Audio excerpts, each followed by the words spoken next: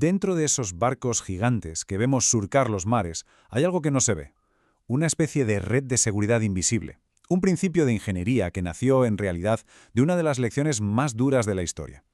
Hoy vamos a hablar de la subdivisión estanca, el sistema que evita que una pequeña vía de agua se convierta en una catástrofe total. Y esa es la gran pregunta que lo arranca todo, ¿verdad?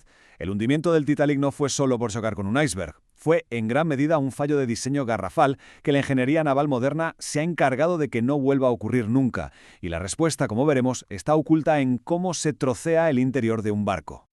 Y aquí está la clave de todo el desastre, según los análisis técnicos. A ver, el Titanic sí tenía mamparos, esas paredes verticales, pero el problema es que no estaban sellados por arriba con una cubierta estanca. ¿Qué pasó?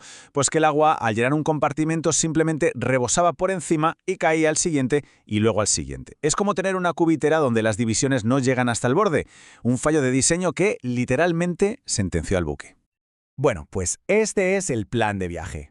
Primero vamos a entender bien a fondo ese fallo del Titanic. Después veremos la solución de hoy en día, esa red de seguridad invisible. Luego nos meteremos a analizar cómo se dibuja esa línea roja de seguridad. Pondremos un diseño a prueba y para terminar veremos cómo se comprueba que todo esto funciona en el barco real. ¿Vamos al lío? Venga, pues empezamos por el principio. Vamos a meternos de lleno en el fallo del Titanic para entender el problema de raíz que la ingeniería tuvo que solucionar para siempre. Es que la idea, en el fondo, es muy simple, pero tremendamente eficaz. Consiste en dividir el casco con unos muros totalmente estancos, los mamparos, y, crucial, sellarlos por arriba con una cubierta también estanca. Básicamente lo que haces es crear una serie de cajas herméticas dentro del barco. Ahora sí, piensa en una cubitera bien hecha. Si un cubito se llena de agua, el agua se queda ahí. El resto sigue seco. El barco, a flote. Claro que esto tiene su miga. No se trata de ponerse a poner paredes a lo loco. Hay que encontrar un equilibrio. Poner muchísimos mamparos, pues sí, aumenta la seguridad, pero también añade un peso de acero brutal al barco y eso lo hace más caro de construir y de mover. Y además te destroza el espacio de carga. ¿Cómo metes ahí contenedores o maquinaria enormes si está todo lleno de paredes? El truco está en encontrar el número justo de divisiones para que el barco sea seguro sin que deje de ser útil. Y precisamente esa búsqueda del equilibrio nos lleva a la solución de hoy en día, que va mucho más allá de la simple construcción. Es un sistema que se basa sobre todo en cálculos muy precisos. El concepto clave de todo esto se llama eslora inundable. Ojo, que no es una medida que puedas tomar con un metro, es un cálculo.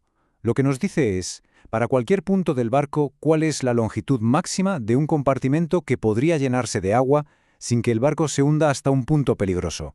Es, por así decirlo, el margen de supervivencia del barco, metro a metro. Vale, ¿y cuál es ese punto peligroso? Pues se llama la línea de margen. Es una línea imaginaria, una especie de línea roja que se traza un poquito por debajo de esa cubierta estanca principal. Esa línea no se puede cruzar, jamás. Si una avería hace que el barco se hunda tanto que esa línea quede bajo el agua, la cosa se pone muy crítica. Así que todos los cálculos se hacen para garantizar que esa línea se mantenga siempre a flote. Y nos falta una pieza más en este puzzle, la permeabilidad.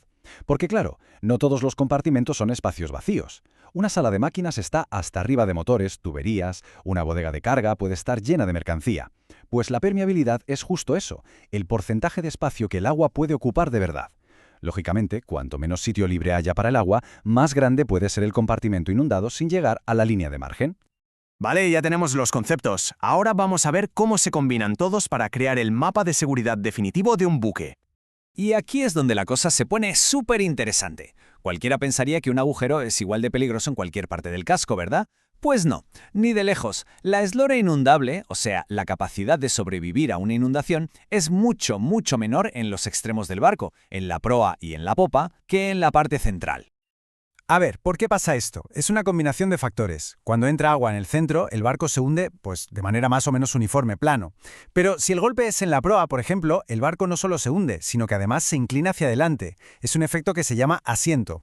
Y esa doble jugada de hundimiento más inclinación hace que la línea de margen en ese extremo se sumerja muchísimo más rápido, con mucha menos agua. Por eso los compartimentos en la proa y la popa tienen que ser más pequeños. Y todo esto, claro, se combina con lo que hablábamos antes de la permeabilidad. Fijaos en la gráfica, los camarotes y zonas de alojamiento están prácticamente vacíos, así que su permeabilidad es altísima, del 95%. Una sala de máquinas llena de hierros baja al 85%, y los almacenes o pañoles, repletos de cosas, pueden tener solo un 60% de espacio libre para el agua. Los ingenieros tienen que saber qué hay en cada compartimento para calcular bien la eslora inundable en cada punto. Y con todos estos datos sobre la mesa, llega el momento de la verdad para los ingenieros, la prueba definitiva del diseño. Lo que hacen es algo muy visual.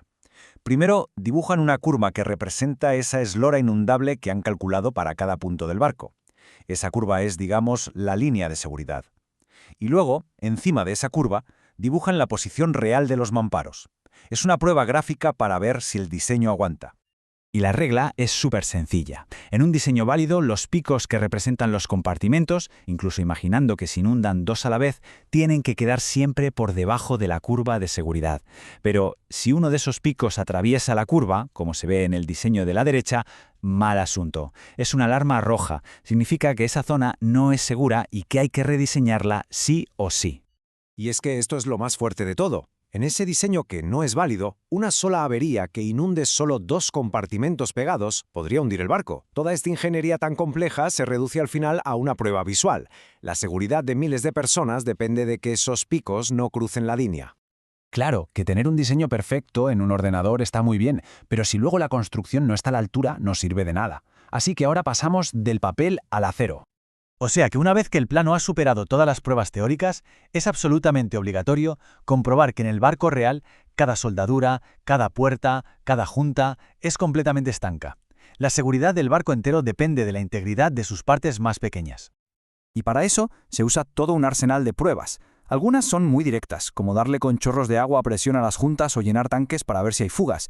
Otras son más sofisticadas, como meter aire a presión en un compartimento para ver si la mantiene, o incluso usar ultrasonidos para detectar grietas que el ojo humano no puede ver. Cada prueba está pensada para asegurar que no haya ni un solo punto débil. Y así, desde aquella lección trágica del Titanic hasta estas curvas de seguridad y las pruebas con ultrasonidos, la evolución ha sido increíble. Lo que nos lleva a la respuesta final. Sí. Esta red de cálculos y pruebas, esta ingeniería que apenas se ve, es la barrera fundamental que protege a los barcos modernos de los desastres que ocurrieron en el pasado.